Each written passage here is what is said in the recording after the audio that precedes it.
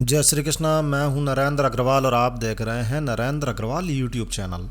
तो देखो भाई, जितने भी वायरस जनित रोग हैं, एक तो उनकी कोई दवाई नहीं होती है और दूसरा ये बहुत ही तेज़ी से फैलने वाली बीमारियां होती है। उनमें भी जो मच्छरों के द्वारा फैलाई जा रही है, उन्हें रोकना थोड़ा और मुश्किल हो जाता है। तो जैसे तैसे अभी कोरोना से तो बचे हैं, डेंगू आ गया क्या चल रहा है और तेज़ी से चल रहा है। और जो मच्छर डेंगू के वायरस को इधर उधर लेकर जाते हैं, वही मच्छर डेंगू के अलावा एक और वायरस जिसे जीका वायरस कहते हैं, उसे भी लेकर जाता है। तो कोरोना और डेंगू तो पहले से ही महामारियां घोषित हो चुकी है और 2021 में जीका वायरस अगली महामारी का रूप लेने के लिए पूरी तरह से तैयार है। पहले केरल में जीका वायरस के संक्रमण की पुष्टि हो चुकी है और अब केरल के बाद जीका वायरस उत्तर प्रदेश में मिल गया है, कानपुर में मिल गया है और सरकार की चिंता थोड़ी बढ़ने लगी है। एक के बाद एक महामारियां इंसानों के पीछे ही लग गई है। तो यूपी के कानपुर में 3 मरीजों में जीका वायरस की पुष्टि हो चुकी है और कब यह हमारे घर तक पहुंच जाए कुछ कह नहीं सकते हैं। आंकड़े लगातार बढ़ रहे हैं और सावधानी रखने की बहुत ज़्यादा आवश्यकता है। तो मेरे भाइयों और बहनों, थोड़ा सा समय निकाल कर समझ लो कि इस ससुरा जीका वायरस अब और क्या बला है। आखिर ये जीका वायरस क्या है, किस चिड़िया का नाम है और इससे हमें क्या फ़र्क पड़ जाएगा। ससुरा आएगा तभी देख लेंगे। बस यही गलती हम हर बार करते हैं। बीमार हैं, बीमारियों से प्यार करते हैं। भाई ज़रूरी है क्या कि बीमार होने के बाद ही समझो कि ये बीमारी क्या है। पहले से ही समझ लो, जानकारी काम आएगी। तो आओ समझ लेते हैं। तो ये जीका वायरस बीमारी क्या है, तो सुनो मेरे प्यारो। जीका वायरस एक वायरस जनित रोग का नाम है जो आपके घर में बड़े प्यार से पाले हुए आपके पालतू मच्छरों के द्वारा आपको पप्पी लगाने से होता है। जी हाँ, जीका वायरस से संक्रमित मच्छर, जिसे एडिस इजिप्टी और एडिस एल्बोपिक्ट्स कहते हैं, ये मच्छर किसी को जब काट लेता है तो उसके काटने से ये फैलता है। जिसे ये काटता है वो उसे भी संक्रमित कर देता है। तो सबसे पहले अपने इस पालतू को अपने घर से बाहर निकालो। नहीं, घर से बाहर मत निकालो। अगर घर से बाहर निकालोगे तो ये आपके आसपास वालों के भी पप्पी लगाएगा, तो इसे घर में ही घेर कर मार दो। चलो ध्यान रखना इस बात का, लेकिन क्या करें, ध्यान रखते रखते भी ये मच्छर आपको प्यार से चूम ले। तो सुनो मेरे प्यारो, जीका वायरस भी और वायरस की तरह ही रिएक्ट करता है। पहले स्टेप में बीमारी का लक्षण 1 सप्ताह तक चल सकता है और लक्षण बहुत ही हल्के फुल्के से होते हैं, कभी कभी तो दिखाई भी नहीं देते हैं। लेकिन यदि आपने ध्यान नहीं रखा और यदि कोई प्रेगनेंसी में है, आपके घर में कोई महिला प्रेग्नेंट है, तो जीका वायरस खतरनाक हो सकता है। जी हाँ, जीका वायरस का शिकार प्रेग्नेंट महिलाएं हो सकती है। जीका वायरस का इन्फेक्शन गंभीर बर्थ डिफेक्ट्स दे सकता है। बच्चा, समझ जाइए आप, हमारा विज्ञान इसे माइक्रोसेफली कहता है, जिससे बर्थ में गड़बड़ हो सकती है।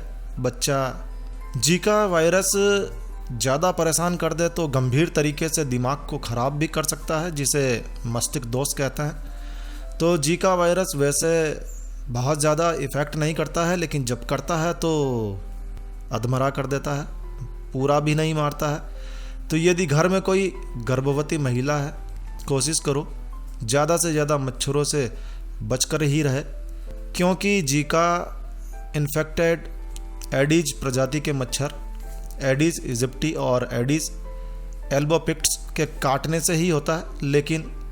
लेकिन रुको, यदि कोई महिला प्रेग्नेंट है और उसे प्यारे मच्छर ने काट लिया है, तो उस महिला के माध्यम से प्रेगनेंसी के दौरान या फिर जन्म के समय पेट में विकसित हो रहे भ्रूण को भी, बच्चे को भी जीका हो सकता है। और हाँ, यदि किसी व्यक्ति को जीका है और उसने अपने घरवाली या घरवाले के साथ में प्यार मोहब्बत कर ली है, तो संक्रमित व्यक्ति भी इसे अपने पार्टनर को दे सकता है। तो इस वायरस को फैलने के कई रास्ते हैं जिन्हें आपको ध्यान में रखना है। 2016 से दुनिया भर की दवा कंपनियां जीका वायरस की वैक्सीन बनाने में लगी हुई है, लेकिन उनका कहना है कि अभी वैक्सीन बनने में 10 वर्ष का समय लगेगा। यानी अभी 2026-27 तक तो भूल जाइए कि कोई वैक्सीन आने वाली है, बस बचाव ही उपचार है। तो जीका होने पर क्या क्या तकलीफ़ें होती है, क्या क्या परेशानियां होती है। तो देखो जी, पहले तो सब कुछ ठीक ही लगता है, क्योंकि जीका होने पर संक्रमित व्यक्तियों में से कई लोगों को तो लक्षण ही दिखाई नहीं देते हैं। लेकिन प्रेगनेंसी के दौरान जीका का इन्फेक्शन खतरनाक हो सकता है, जैसा कि हमने पहले भी आपको बताया है। ये गंभीर बर्थ इन्फेक्शंस को जन्म दे सकता है।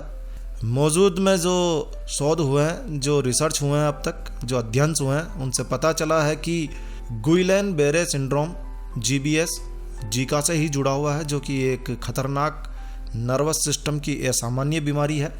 तो जीका वायरस और भी कई बीमारियों को जन्म दे सकता है, जिनके नाम भी आप नहीं जानते हैं, लेकिन सीधे तौर पर समझ जाइए कि ये आपके दिमाग को पूरी तरह से ख़राब कर सकता है, आपको पागल बना सकता है। तो हमें कैसे पता चलेगा कि कहीं ये जीका तो नहीं है, यानी कि जीका वायरस होने पर क्या लक्षण दिखाई देते हैं। तो देखो भाई, जीका होने पर बुखार आएगा, शरीर पर दाने हो सकते हैं, सिर दर्द हो सकता है, जोड़ों में दर्द हो सकता है। बुखार आने के 2-3 घंटे के बाद में आंखें लाल लाल भी हो जाती है और मांसपेशियों में भयंकर दर्द होने लगता है। रुको, ये लक्षण तो कुछ मिलते जुलते लग रहे हैं। हाँ, याद आया, यह तो डेंगू के लक्षण हैं। जी हाँ, बिल्कुल सही, जीका वायरस के लक्षण हूबहू डेंगू से मिलते जुलते हैं। तो जीका से संक्रमित कई लोगों में तो लक्षण दिखाई ही नहीं देते हैं, या फिर बहुत ही मामूली से होते हैं।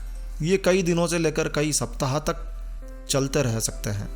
यदि आप डॉक्टर के पास जाएंगे तो वो कंफर्म करने के लिए, यानी कि जीका को डायग्नोस करने के लिए, आपके लक्षणों के आधार पर जीका वायरस की जांच के लिए आपको खून की जांच या पेशाब की जांच करा सकता है।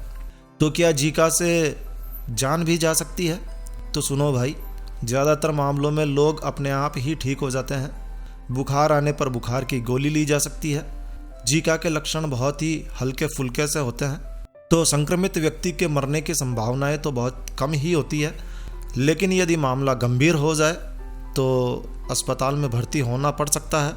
आदमी दिमाग की बीमारियों से परेशान हो सकता है, खासकर यदि गर्भवती महिला है तो बच्चा आड़ा टेढ़ा हो सकता है, और बहुत ज़्यादा गंभीर स्थिति हो जाए तो जय सिया राम भी हो सकता है। तो जीका से कैसे बचें, क्या करें? तो सुनो, जीका से बचने का सबसे अच्छा रास्ता, सबसे अच्छा उपाय यही है कि आप अपने परिवार को बचाने के लिए मच्छरों के परिवार का नाश कर दें। आगे आप खुद समझदार हैं। इलाज के नाम पर कोई दवा दुनिया में बनी नहीं है। बस ज़्यादा से ज़्यादा पानी पीजिए, नींबू पानी पिए, जूस पीजिए, भरपूर भोजन कीजिए, भूखे मत रहिए। बस यही कुछ ध्यान में रख लीजिए तो आपकी अपने आप खुद पर ही मेहरबानी हो जाएगी। तो चलो मिलते हैं एक नए वीडियो में, तब तक के लिए stay healthy, stay happy. Thank you for watching this video. तो एक नया वीडियो, एक नई जानकारी लेकर मैं आपका दोस्त नरेंद्र अग्रवाल फिर मिलूंगा। तब तक के लिए stay healthy, stay happy. Thank you for watching my video, thanks. यदि चैनल सब्सक्राइब नहीं किया है तो चैनल सब्सक्राइब कर लीजिए। तो जय सिया राम, जय हनुमान।